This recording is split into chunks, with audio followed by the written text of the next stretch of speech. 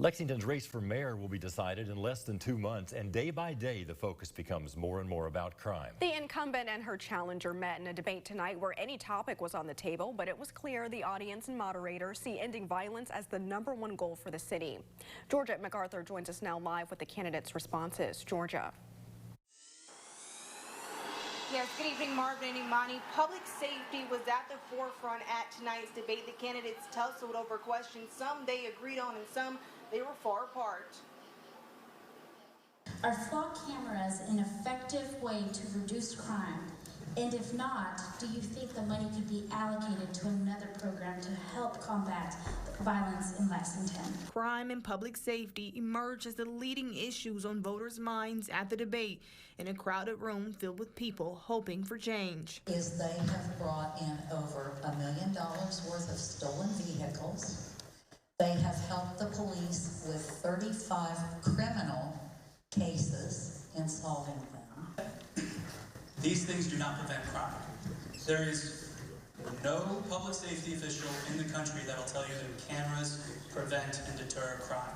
They help in solving crimes. Within the last week, there have been nearly a dozen people shot in Lexington, and homicides are at near record-breaking numbers.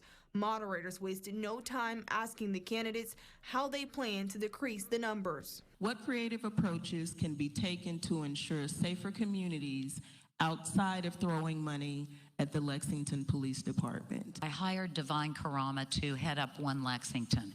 This is a very Lexington-centric program which goes to the root causes of violence with our youth. It's about youth violence prevention. And we could put in place a 36-month buyback on their contracts after training so that new recruits have more of an incentive to stay here and get involved in our program. The moderators also asked about racial disparities on who police filed charges against. Will you push for the police to fully investigate and file charges against the presumably college students or whoever demolished vehicles and property after the win? That was criminal activity, basically. I would also push to make sure that these individuals go through the same process anybody else would go through in this situation. Candidates also touched on lack of affordable housing, and they also talked about food disparities in the city's inner neighborhoods. Both, they said, issues they plan to tackle if they're granted into office. Now live in Lexington, Georgia MacArthur, Fox 56 News. Thank you, Georgia.